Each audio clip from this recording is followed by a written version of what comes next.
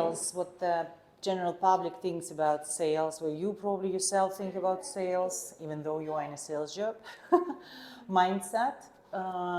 Because without having the right mindset, even though that term is overused, but without being in, I would say, adult position, understanding that who is responsible for you making or not making a sale. That's not a client, that's not a company, at the end of the day, just you. Gonna put you in a different, let's say, put you yourself in a different position when you are gonna make decision about what should I do with this customer or with that customer, or how should I plan my day?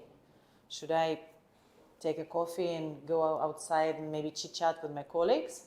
I should really sit down, zone out for 1 hour and smash that phone without having any distractions, like as if I'm doing a brain surgery. Because I like using analogy with doctors and fitness industry, because it's very similar to what we do in sales. So 4 principles of sales, new model of selling, and why the old techniques that we're all being taught to use do not work anymore, or do not work that well anymore. What is sales resistance? Have you heard this term, sales resistance? We're going to talk about that. But you know what sales pressure is, yeah? So when you apply sales pressure on a prospect, the prospect is having sales resistance. Put the wall up between you and him. Thank you, that's amazing. I need to think about it. Or start bombarding you with objections. And you're in a boxing game, you're trying to convince him to buy, he's trying to convince himself that buying is a wrong decision for him. And then obviously, who is winning? Most probably him. An off-plan lead sales process, which is a bit different than secondary market that you've been doing. However, as I always say, we are privileged now because we have an opportunity to have a higher commission, to have a new blood from the clients that come into the market. But what we have to think now, being an off-plan real estate agent, is what? The real money, the same as in US, they are on a secondary market. And when the real estate market goes up, the prices are going up, the off-plan developments are on high demand, like as it is now. It was the same on 2014-15 in Dubai, and then 2016, 17, 18, 19, it was the years when there were almost no off-plan deals. There were, but they were very little. And everyone been focusing on the secondary. Price has been going down. The level of fear and uncertainty is going up. People are not very interested to buy some dream, something which is going to be still delivered. They want to have. They want to see what they're buying. So your transition, for you to become a professional, a high-paid sales agent in real estate, is to start with the off-plan, just because it helps you. It's fast-paced. It helps you to develop the skills and to build up your client base, and then to start transitioning to the secondary market. You will be still closing off-plan deals, but the main focus for you to become a listing agent. Not the buyer's agent, not the agent who works with the buyers, the agent who works with the sellers. Because if you have your listings, if you're building your own listing business, having 5, 10, 12, 50 listings, the buyer's going to come anyway. And you're going to have all the commission in the world. But for you to create this, it should be a transition. Now you don't have anything. That's why we help you to build that path. But in your mind, you have to start thinking ahead. That all of the off-plan buyers that you have today, they will become at some point ready property sellers. And you have to be there with them to to sell that property, because you already invested so much time of becoming a trusted advisor for them, so that makes sense to be consistent. Cool? Okay, so we discussed a bit already old models of selling, new models of selling. The word to sell by itself has a little bit of, I would say, negative context, isn't it? Because we usually associate selling with what? Manipulation, pushy. I'm going to buy something which I don't need. Someone going to take advantage of me. And that's been ingrained in us over the years. So now when we are coming into a sales role ourselves, like a full-time sales role, we feel that, oh, I'm not going to be that one. However, we just do not know any different, because we sell the way we've been sold before. You got me? We start jumping into convincing mode because we feel that we know better than the client. So for the client to understand, we should do what? Tell him. And it doesn't work. Telling is not selling. The moment you feel that you stop asking the question and start pitching, start telling to the client, to give him a little bit of information about the project, just to make him interested, stop yourself. This is not how it should be. The first discovery stage, and pretty much all of the process, is a dialogue with the client. There is a part when you are explaining things, but when you are explaining things, you always get back to what the client told you. Remember how you told me that, you hate commuting from Sharjah and it takes you like 1.5 hours? And I believe you mentioned something about being a bit concerned about that. I'm downplaying. A bit concerned, but you are not concerned, you're really hating it, right? So if I'm a bit concerned as a client, you're going to jump in. It's like, no, it's not a bit concerned. I actually hate it. But if I will be a salesy, if I will say, yeah, and you mentioned it's really bad for you, like this 1.5 hour in traffic, it really upsets you. You're going to say, well, that's not that bad. You see? Because if I'm going to upplay it, if I'm going to magnify it, you're going to understand what I'm doing. Everyone understands.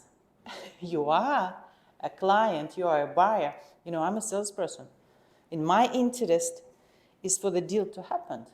So if I will show you that I'm overly interested in making a sale, because I have a commission from that, your level of trust towards me is going to go up or down.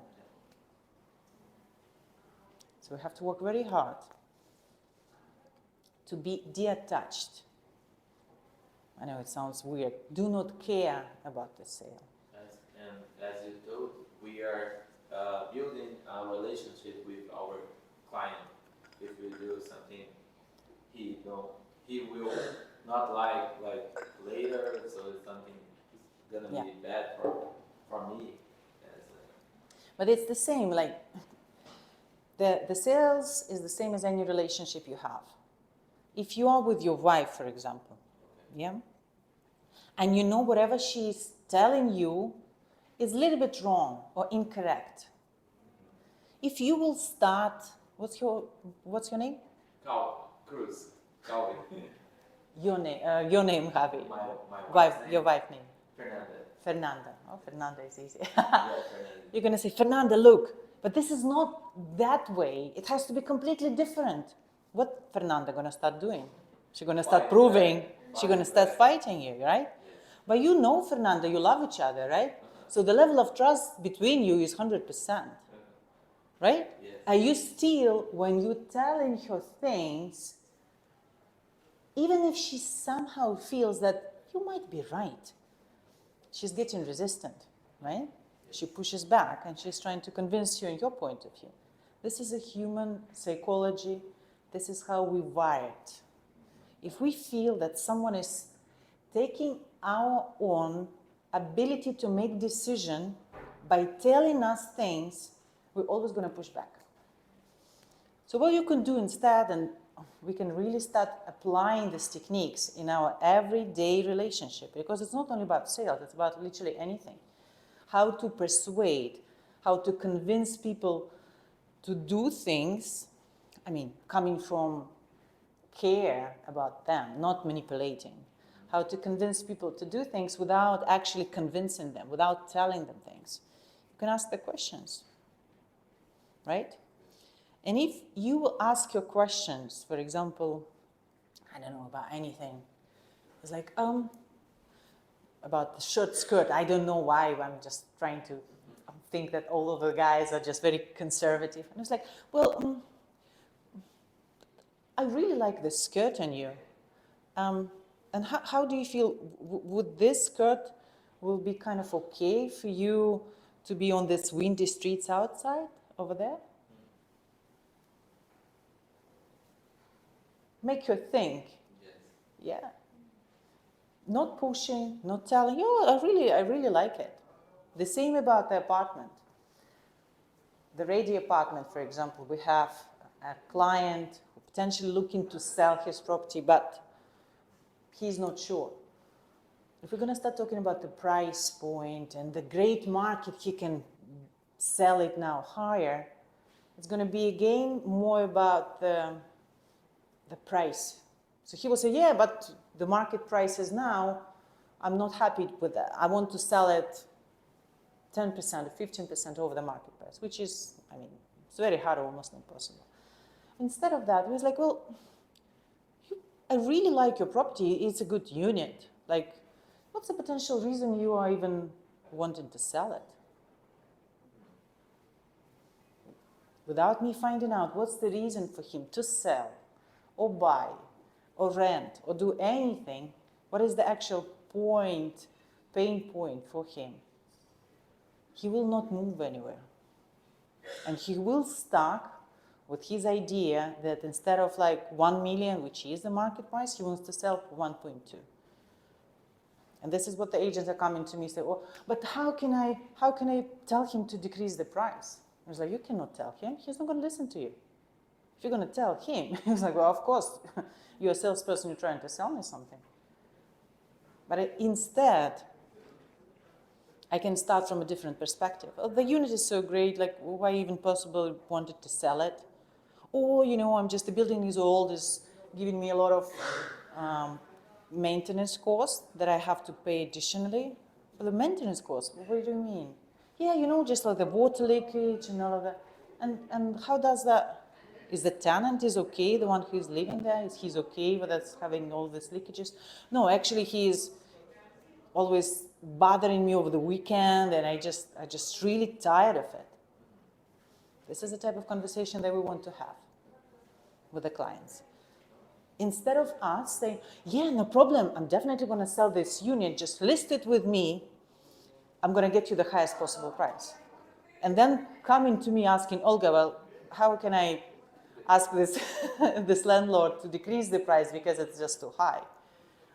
From the first point, you lie to him, the same as every other salesperson, so now he doesn't trust you, and he's not going to see the way why he have to keep listing it with you and decrease the price. Does it make sense? So overall, when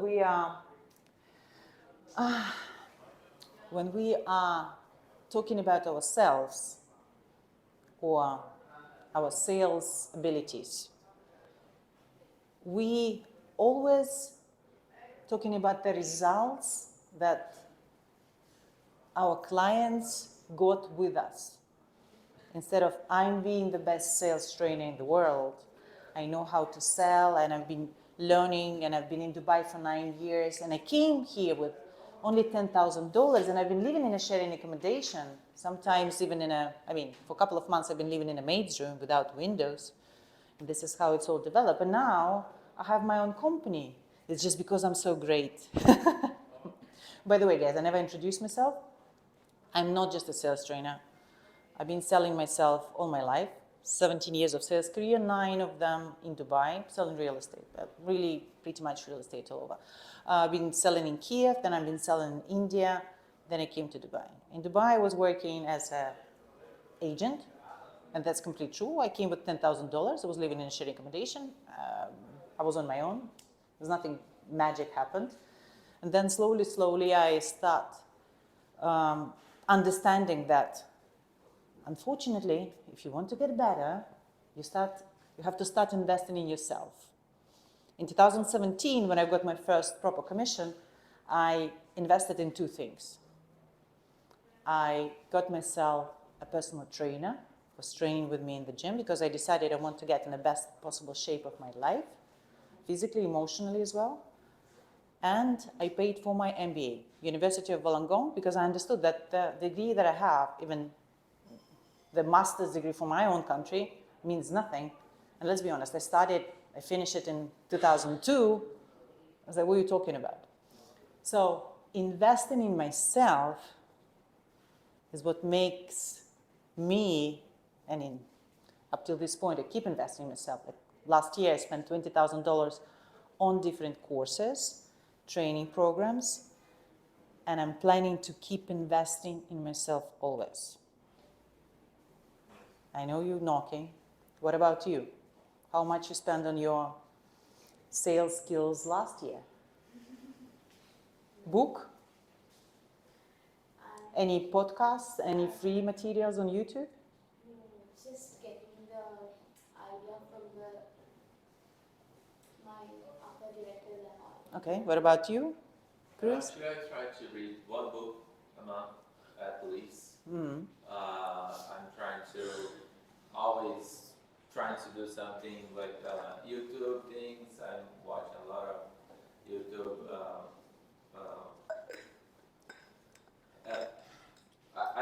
I'm like curious. I like to understand things. I'm always trying to do something.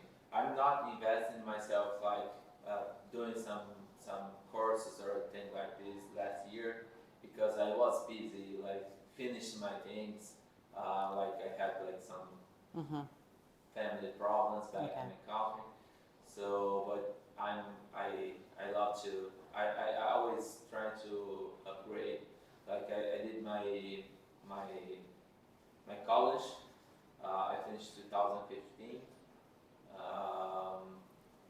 and then I did some MBA, like in construction areas, and in USA I did some college too, so something for English, and I'm always trying to do something. Here I'm not starting anything yet, but I'm pretty sure I'm gonna look for something forward. Well, guys, those who are hitting 6, 7 figures, meaning millions and billions and all of those things, all over the world, they dedicate at least 1 hour a day to learning a new field, to learning a new skills, to learning a new languages, to learning something that they don't know yet. And this is the difference what it makes. 95%, 97 really percent of salespeople in Dubai, the one you've been coming across, they never invested in themselves. They think that, what do you mean sales? It's easy, I'm going to learn on the go. But it's the same. If you want to become a doctor and you think, well, I'm gonna start learning medicine as soon as I'm going to get the position and there's going to be someone higher than me and I'm going to learn from him. It doesn't work that way. Specifically if you're trying to learn from someone who is your manager, I'm not saying the sales skills is a set of techniques. Your sales manager might not know that. Your sales manager might never learn the sales techniques. Your sales manager, as all 90% of the sales managers all over there, and I was like this as well, when I was a sales manager, I'm just good in sales because of my personality. I conditioned myself, I tricked myself, I learned how my personality, specifically me, can sell. Can I teach you to be me? That's why it's not going to work. That's why for me to become a sales trainer, I went back to school and acquired a completely new set of skills for me being able to create a methodology to put my knowledge and experience together, which can be applicable to anyone. Doesn't matter if it's me or you as an extrovert or introvert or ambivert or whatever different types of personalities are there. It's not about this. It's like going through the methodology, doing the same things, and that's going to work each and every time. So for you, if you want to progress in your career, I always share the list of free resources, which are absolutely free, and this is things I'm using in my everyday learning, a part of my paid ones. I'm going to share it with you as well. There is a good podcast for you to start learning about real estate, which only takes 12 minutes a day, and I think it's a daily episodes. You can go up to the 2 years, 3 years from now, and just re-listen it. Because you do not have yet much background. And when you're going to be talking to people, some of them they might be invested in Dubai for many, many years. Then you're going to hit the brick wall because they are way more knowledgeable than you. What are you going to do then? Deep down, you will feel like I'm not able to communicate with them. I'm not able to sell them. But that's what your job will be. I mean, instead of you waiting for a couple of more years, then you're going to get all of this knowledge. I'm highly advising you additionally to dedicate at least 1 hour of your time to read, listen, really listen stuff again and again and again, and that's how you're going to get better.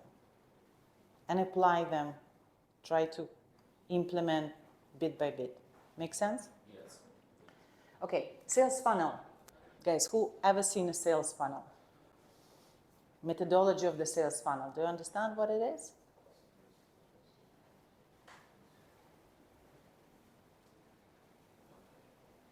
It's just it's very basic.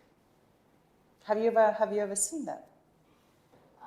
Not this picture. Yeah, no, not this Probably picture. That's been the picture process created is by me. okay, yeah. Yeah, we understand what the sales funnel, what the idea of the sales funnel is.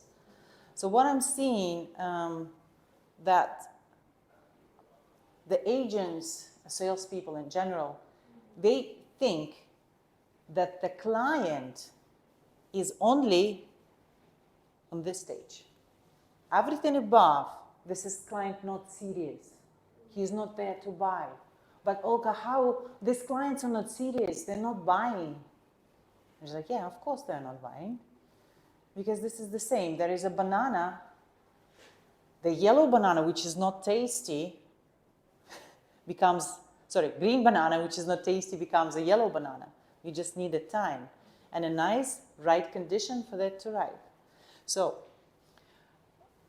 in the off-plan sales process, you will majority of time acquire the people on this first and a second stage of the sales funnel.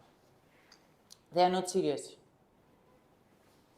They are not waiting with a credit card next to the phone for your call. Because the social media approach, this is how we generate leads, is information. We will give you information about this project or that project or opportunity to invest in Dubai. So the only thing that they're fishing for is information. So they are leads, not the clients yet. So if you are not converting them to the clients, they're going to stay here. And they're going to take them a couple of months to descend, to go down, because they're going to learn with their own pace. Talking to different salespeople, finding different information, or that can be you who's going to hold hand them up to the sales. It depends. It's always going to be like this, guys. And when you get into the sales floor down there, the first thing that you're going to start hearing from other salespeople, have you checked if the client is serious? Is he looking to buy in tomorrow, 2 or 3 months? Oh no, this client is not serious. He's just wasting your time. The difference between order takers and actual salespeople, how do you see, what's the main difference? Order takers is what I'm saying. It's nothing engaged with those type of sales professionals. Is when I'm coming to the coffee shop downstairs to get the coffee, I'm already there waiting for them to ask me, which coffee do I want? And I'm going to tell them. So they are taking the orders. Because everything, I found the problem, Jesus Christ, I'm feeling sleepy. What should I do? Oh, maybe I can have a coffee, I have an energy drink, I can have, I don't know, coffee tablets, maybe I can do some push-ups, I don't know. I might have different solutions which solve this problem. And then I was like, no, I definitely have a coffee. And then I'm looking where I can get a coffee. It can be a lot of different places, right? So all of this process is happening aside, far away from the salesperson in the coffee shop. And only when I step into the coffee shop, they're taking my orders. I guess that's why they are not having a high salary, right? Because it's simple. What the salesperson is someone who's going to help me clarify what I want over here. Out of all of this mess, is it an energy drink? Is it a diet Coke? Is it a push-ups? Going to help me with the questions, clarify what I want, help me to overcome my concerns or objections. Or coffee is too expensive. Coffee is actually not good for health. Anything that I have, help me to overcome myself without telling me, you have to do this. And then help me to change my way of thinking and get the solution, which is a coffee. You see how different it is? That's why here we paid up to 50% in our commission. Because if it was so easy, if I will put some numbers over here, okay, that's project 1, that's project 2, this is ROI, this is very logical. We don't need us. The paper going to sell, right? No one's going to pay us 50% of the commission. So easy, right? So, understanding the sales funnel going to make you feel that each and every client potentially going to convert. What you have to do? You have to help him. If he is not ready yet at all, you have to put him into your follow-up sequence. Can I take a picture? You can take a picture, but you will have all of this materials. Take a picture if you want to.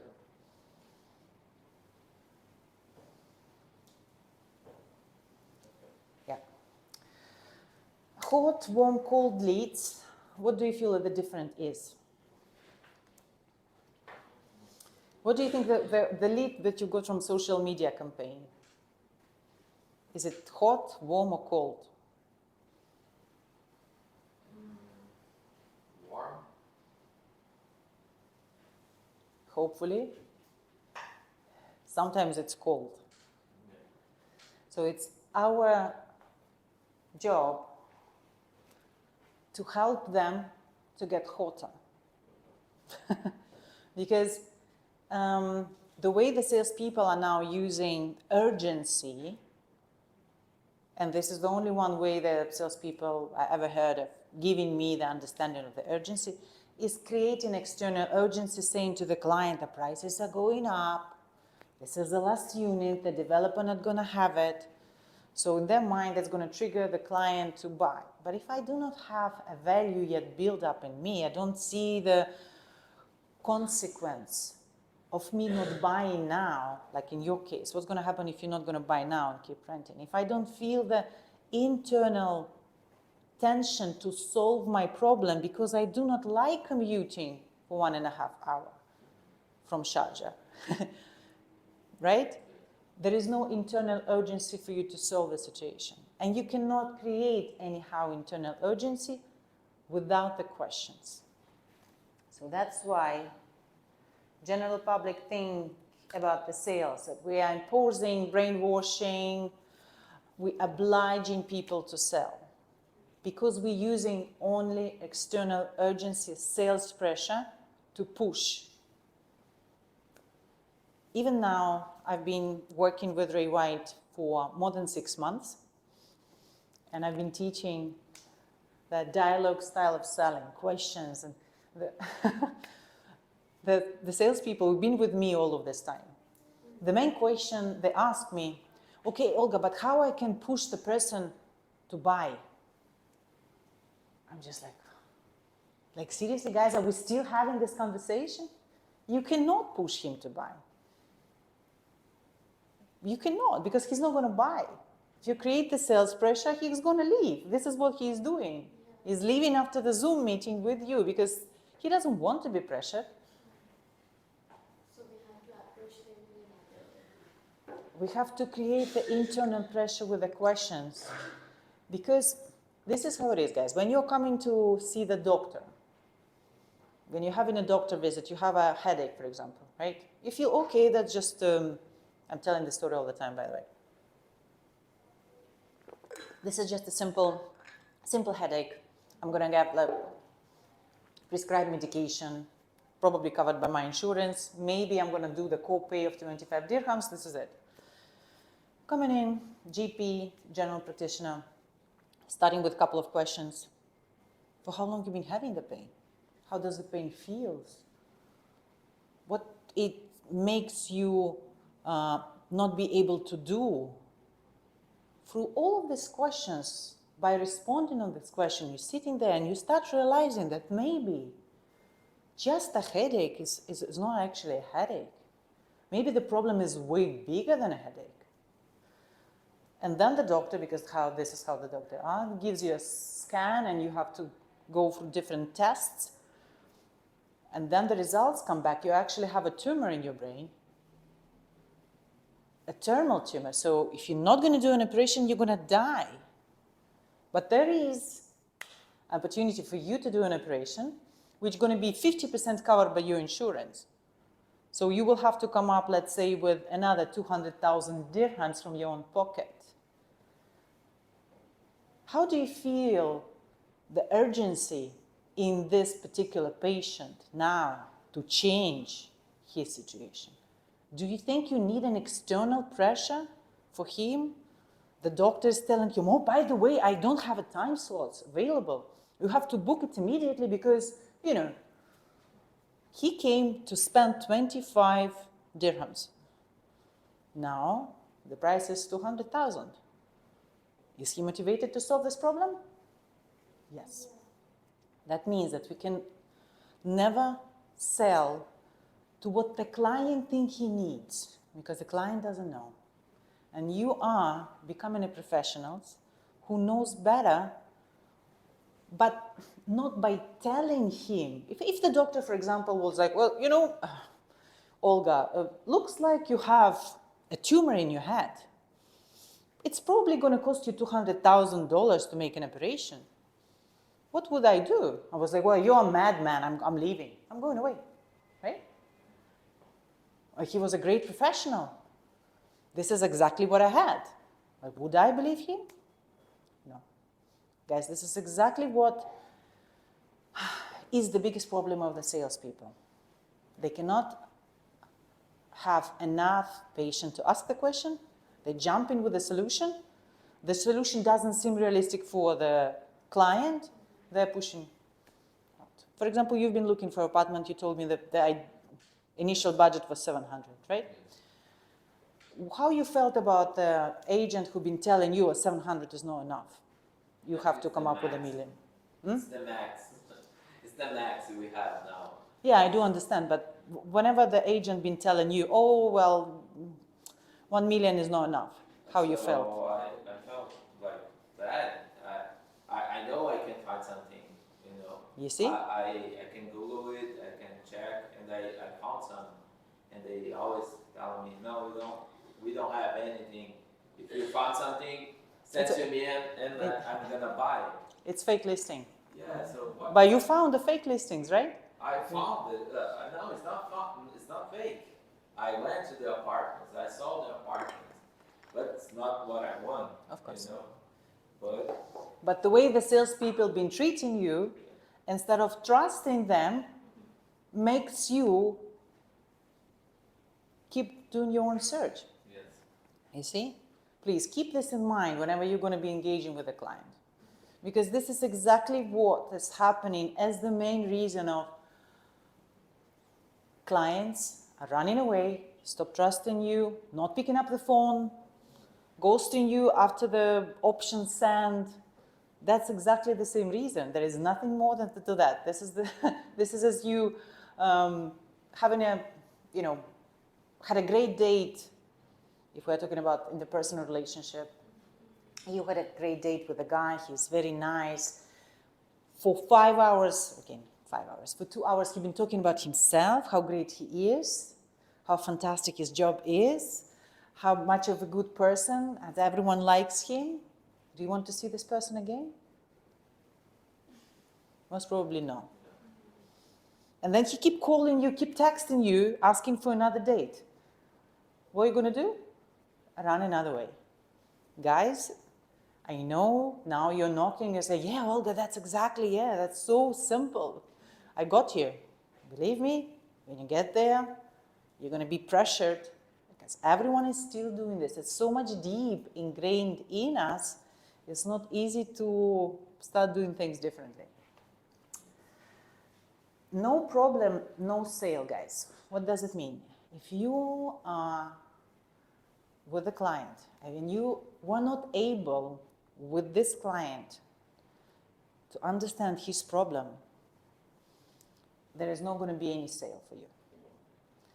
And at this point, what do you think? I want you to write down 2 problems that you think people are solving with buying real estate.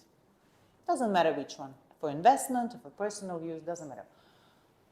Problems that the people are solving with buying real estate.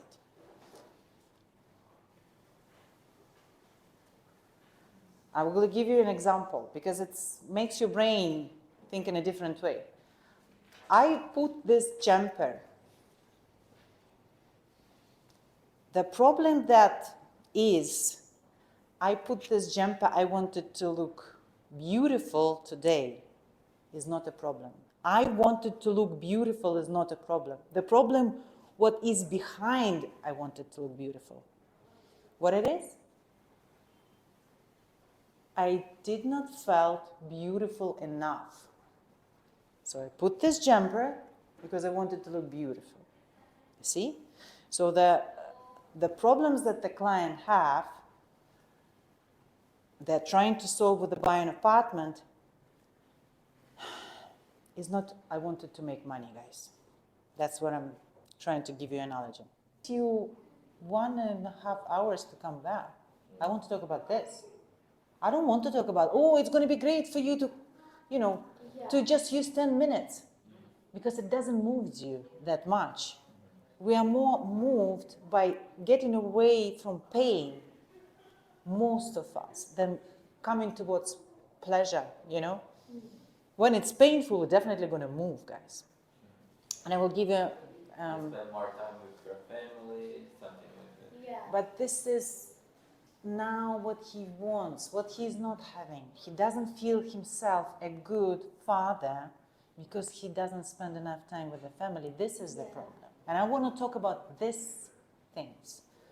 You got me? So that if the client is giving me, they're like, oh, I just want to be around my business. Yeah, okay, and how does this look now in terms of, times and, you got me? Do you feel that difference? Yeah. For that we can arrange something. So he should be a grandparent. So he wants to spend some Look. time with. We're not looking for solutions here. We're not solving his problem yet. We don't do that. We want to expand. We want to discuss his problem more in details. So you've been having not enough time and running around, as you told me.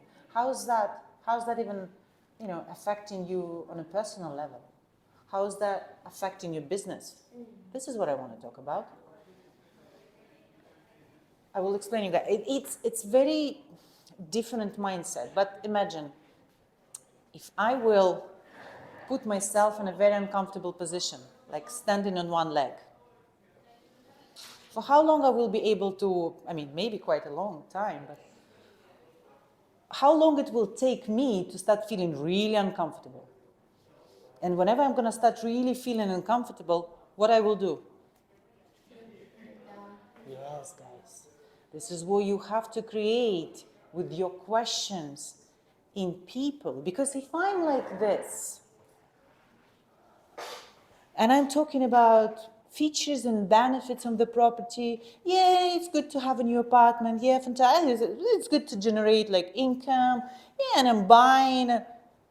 Do I have any movement? Do I need to change anything? If you're not talking with me about something which makes me feel the pain again, how uncomfortable it is to come out from Sharjah, what the consequence of me not buying and losing money, because I will start renting, I will get into the new apartment, I will have to buy the furniture and might move away completely the idea of buying a property. Having an uncomfortable conversation like this is a key in selling, guys. If you feel that you are not comfortable and this is against the client, you are actually the same as the doctor. You're trying to examine, how do you feel the pain? Is it painful like this? Is it painful like that? Because if you do not make me feel the pain, relieve the pain, I have no motivation to move. I'm going to keep looking. I'm going to keep looking. I'm going to think that I will find still the better way. Okay, number 2 problem? Yeah, that is the only one I wrote. Okay. So let's put it this way: moving money from other country to like not lose the money from inflation or something like that. Okay. Is a problem. So what his problem? Go deeper into that, you right? Yes, So what is happening now? If he wants to move money now, what's happening now? he's losing money. Yeah. What's going to happen if you're going to keep losing money? Like You're how? gonna Yeah. lose your all your money. Yeah. You have to do this as quick as possible, something like that. But we guys not only make the client tell this to us, but usually what I'm doing, I'm making the client calculate how much money he will lose. Okay. I would say like, okay, so, and what's because losing money, how do you mean exactly what I'm doing? How do you mean? I want him to tell himself, not me. I don't mean, it's his problem. I want him to have that. Well, I mean, the rate was 25 grivnas per dollar before the war, and now it's 40. So I kind of lost already half of my money. I was like, okay, that makes sense. And on average, per year, what is the inflation rate? How much money you're losing per year? Oh, I never thought about it. Yes. Try to like how can I say? Dig deep. Question him like Yeah. the right questions. Like I understand what he's saying. Like, And if you're gonna tell me, well, I never thought about it, and I'm you- not gonna move. I'm gonna say, yeah, I understand, but if you thought about it, How much? How much gonna be? If you're, I mean, on average, how much it, but you see my tone, I'm kind of concerned about you, right? There's a different, if I would do, yeah, but you know, how much it will be, you keep losing that, you're gonna start to protect yourself because you understand what I'm doing just from my tone. Okay, I understand what you're doing. You want me to calculate this. But when I say, yeah, but how much on average you're saying with all of this inflation rates, how much on average you've been losing? Oh, I don't know. But have you ever actually calculated it? No. Okay, if you're saying it's 20%, and help me out. My mom was always telling me I'm not good with maths. You're gonna sit down and calculate it for me. But is it for me? For himself. I'm not gonna calculate it for him. He gonna calculate it. Why? Because it's way more powerful for him to go through that. What I'm doing, I'm seeding in his mind the seeds which gonna grow when I'm not there. You see? Have you been ever in a conversation when your friend or, I don't know, someone you trust would discuss stuff with you and the person left and you've been thinking for weeks about that? You couldn't stop. And then you come into conclusion just based on that conversation, right? That's exactly what we're doing with our questions. So the thing is, instead of pushing and proving, you're putting the seeds which are going to grow. The client will make a decision that he needs to buy. He needs to change his situation just because you're asking him the right questions. Make sense? So before you will discover what is the problem, why he's buying, guys, it's in the client interest not to move further. If you're going to say, I just want to make some money, yeah, I understand. And no one ever come on these calls with us trying to make less money. But why making more money is so important for you now, though? And when you say more money, I mean, how do you mean exactly? Because it can mean different things to different people. I'm not taking it. You're giving me vague things. It's not attached to you, to your specific feelings. So how much money, I mean, is it your first investment or you have already something generating a passive income for you? I'm going to dig deep. I need to understand, first conversation, what it is. Because if there is no pain, there is no sale. Guys, I keep coming back. An agent, Olga, how can I, give the client this and that? I was like, okay, so what's the reason of him buying? Oh, he just wants to make some money. I'm just like, okay, but why? What's the actual reason of his buying? Well, I don't know. I never asked. I was like, hello, are you trying to? What do you want me to do? You cannot move him because there is no problem. You don't know. You're not talking about the problem. Because there is a problem, there is a solution, there is a result that he will get when he solves this problem. I want to talk about result and the problem. And you're talking about price.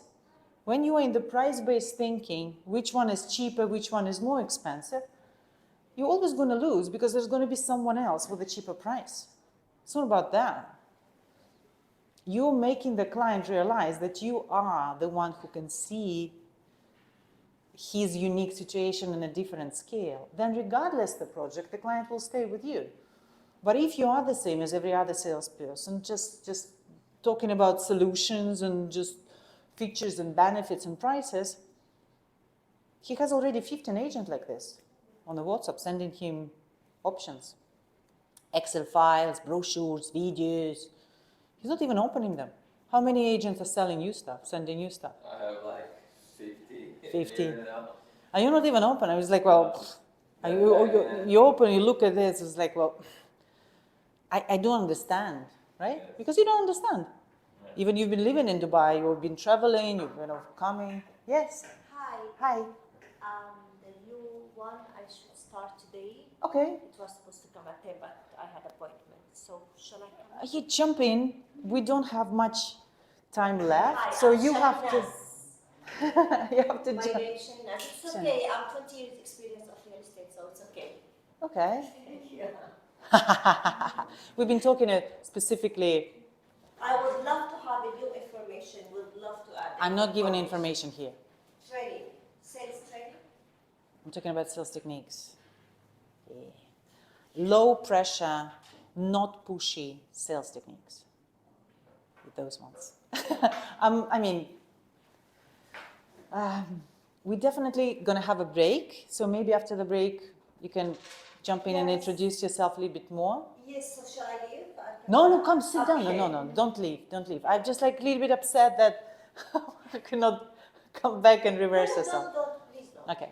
So guys, let's put into kind of restart the thing. So mindset as your own CEO is what makes a difference between salespeople who are complaining about quality of leads, quantity of leads, not enough support from the company, we don't have limousine cars picking up the clients, we don't have, I don't know, endless budget for dining and like treating the clients as we want to. That's why we are not selling. So your mindset of your own CEO is something that not only in this position, but in every position gonna make a big shift for a salesperson. You've been doing your own thing. You understand that when you have your own company or even a company with a partner, whose responsibility it is to make it profitable? Yes. Whose responsibility it is to find the new clients? And if you have a partner, you split in 50-50, most probably. And he has his own responsibilities, you have your own responsibilities. Yeah. So with the real estate, it's kind of the same. Many times, specifically with the new joiners training, I'm facing that there are certain expectations from the guys which are coming. They expect the company to give them leads, they expect the company to provide the training, they expect the company to support them in this, they expect the company to support them in that, and then if it's a secondary market, but they still, when you basically get your own listings, right, the company is not providing you listing, they still expect that the company has to understand that they're new on the market, they don't have a listing, so the company has to give it to them. For my job, I am helping the companies to do the recruitment as well. And when I'm interviewing the sales directors and the sales managers,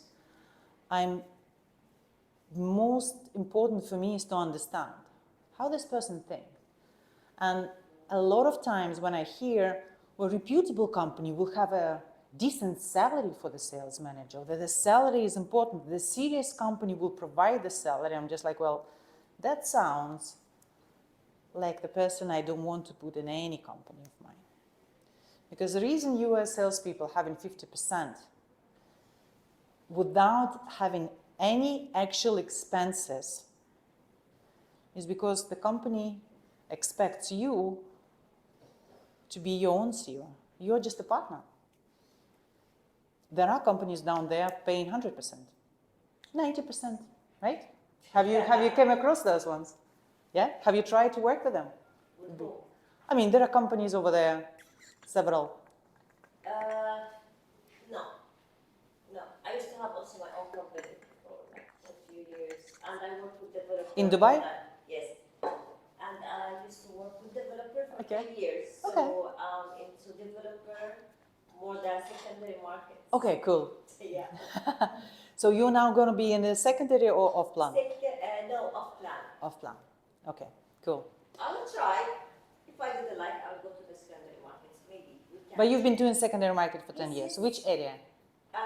Everywhere. I used to work with Ray White from 2014. With this Ray White, with Shadi? Mr. Shadi, Ah, okay, so you're coming back. Yes, because Okay. it's a good company. Okay. Trustful company. You can Yeah, trust. and you know we're doing some renovations here as well, so the Yes. office guy is going to be even better. So, jumping back to your being your own CEO, there is, as I'm always saying, the coaching, the training, specifically coaching, is about what you need to hear, it's not you want to hear. When you're training with a personal trainer, it's not about how good he is. He's not going to do your push-ups for you. I mean, he can, but it's not going to have any effect on you, right? So that's why in any sales organization, in any sales team, there are always going to be people who have more, I don't want to call it a victim mentality, but more like a child mentality. Because the child feels that responsibility or mistakes is outside of him. So someone else has to solve it. Well, there is an adult mentality. When you know, okay, if this doesn't work, if the clients are not responding, if I cannot book a Zoom meeting, that's not about them. It's something what I'm doing, stopping me from having this. So this type of mentality will let you solve and move further. There is a bit of enhancement in terms of when I came here in in June actually, last year, when I was having the interview with Mr. Shadi about, I'm not employee, I am a consultant, I'm a sales trainer here. So we've been talking about me potentially helping Ray White with training the sales team. He told me, Olga, sales agent is not actually a career. I was like, what do you mean? He's like, yeah, but you can only grow in the income, but you cannot just really grow in a career. And I was like, well, that depends. There are many careers where the people are doing exactly the same thing over and over again. It's like, what do you mean?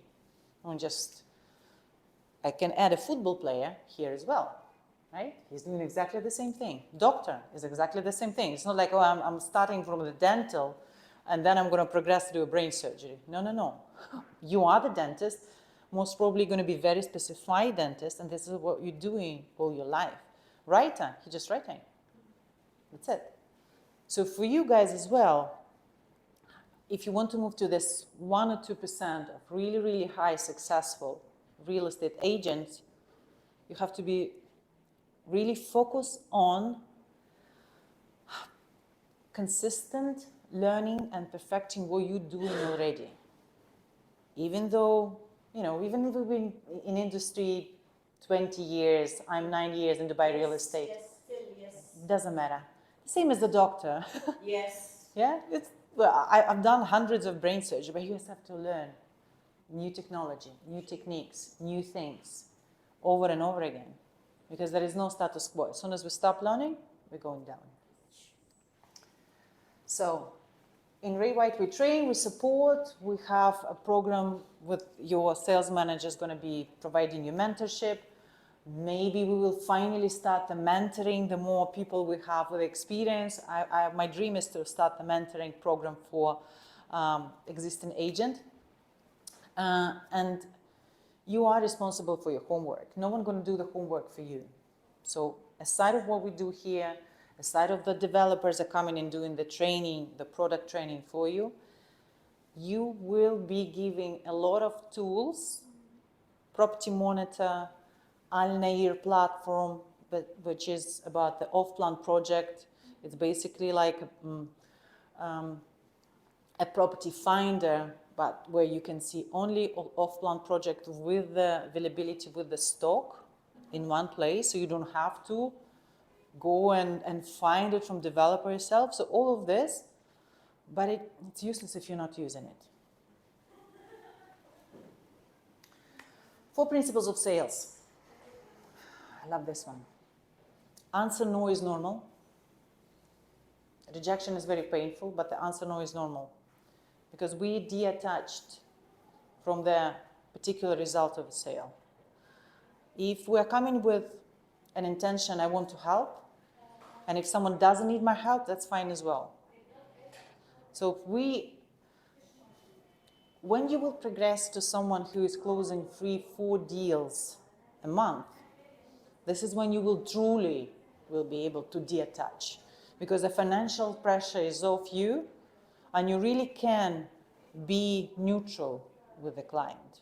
Be neutral is helping him to understand his problem, but if something is not going right, or he doesn't have the money, which might be a case at some point, well, that's fine. He will always get back to you when he will have it. Just because you are neutral, you're not triggering the sales resistance, you're helping the client to open up. You do not say that you're the best salesperson, you have the best product, your company is the best, the Ray White, Dubai is the best market. Like all of this triggers sales resistance and push the clients away from us. Credibility and trust, this is what you're going to be hearing a lot. Trying to build a trust with the client, but no one is telling how to do this. A part of old sales techniques, which are talking about rapport. what I learned about rapport when I was 20, when you have to pretend that you have the similar interest with the client. Oh, you've been traveling that place. Oh, I've been to that place. Oh, you like skateboarding. I love skateboarding. This technique has been around for like 40 years. Clients, they know what you're doing.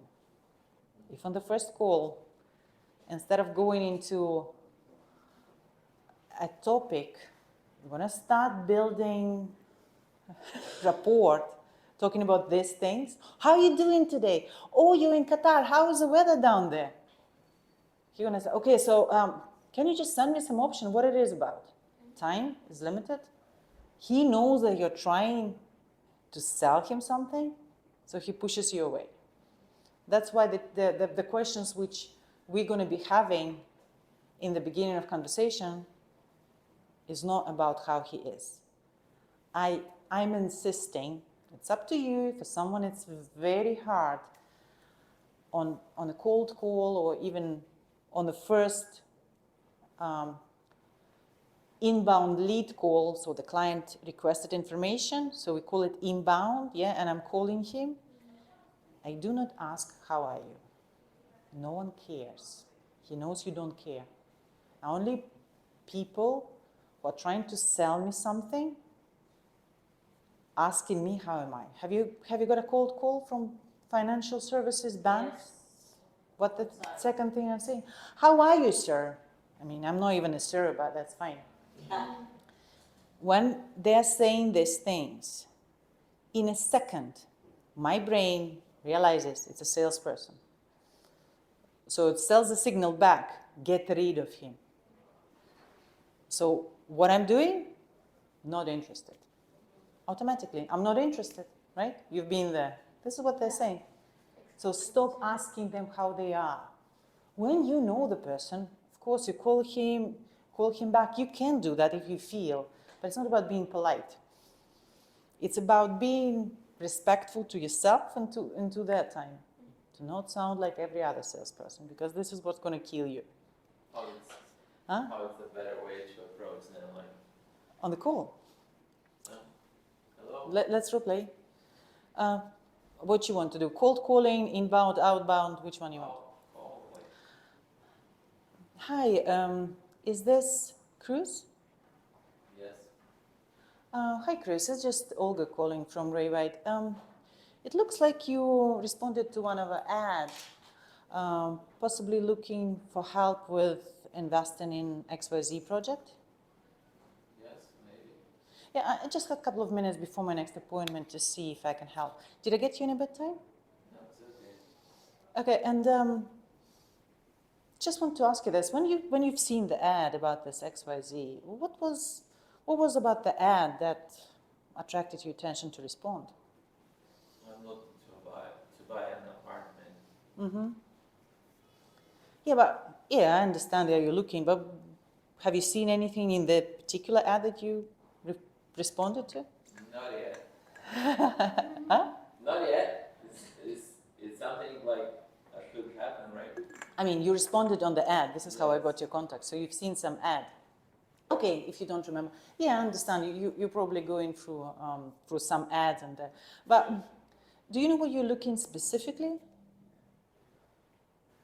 Yes. Building close to Dubai airport. Okay, makes sense. Okay, so this first call is pretty basic. It's more for us to understand where you're currently in your property search compared to where you want to be and what you even want to achieve with this property in maybe like 2 or 3 years. And if by the end of this call you will feel like what we do might be useful for you, we can talk about possible next steps and some options we have for our investors. Would that be useful if I would do that for you? Yes, please. And I'm jumping to asking questions. Okay. So I put the frame on you. This first part of the call, this call is pretty basic. It's more for us to understand where you're currently at compared to where you want to be, where you want to achieve with this property, with this investment. And then by the end of this call, if you will feel that what we do might be able to help you in your search, we can talk about possible next step. And And I saw you said like I have this little time here Yeah. between this other Yeah. call, so it's good to like not always like approach them like Yeah, because you know, I'm coming in with this approach on the same level as you. I'm a professional. I'm a doctor. I mean, yeah, I have. I don't need you. I don't need you. You need me. You have a problem. I have a solution. What do you mean? Yeah. Of course. If you will come, hi, do you have a moment? Let me tell you about this project. Where you are? This is the client. This is you. Yeah? So you end up having a problem and solution. And he's fine. He's just like, okay, so show me what you have. The first questions, initial connection stage, when I ask you what was about the ad that attracted your attention, is for me to put the attention back on you and your problem. Because otherwise, if I'm not going to do that, and I'm telling you that you requested some potential help with investing in real estate, what are you going to say? Oh, yes, send me some information, send me what you have. You see? Because the focus is on me and what I have. I don't want to be there. The focus will always have to be on you. If you're going to push me, okay, send me information. Oh, yeah, that's not a problem. I'm removing the sales pressure, decreasing the sales resistance. That's not a problem. What do you feel, you want to see in terms of options? So I will send you the right information. Ask you the question, and then I keep asking you the questions. Yeah, it's like around 700 projects in Dubai, and I'm sure that other agents are probably already overloading you with the details. So what do you feel is the right information so I can send it your way?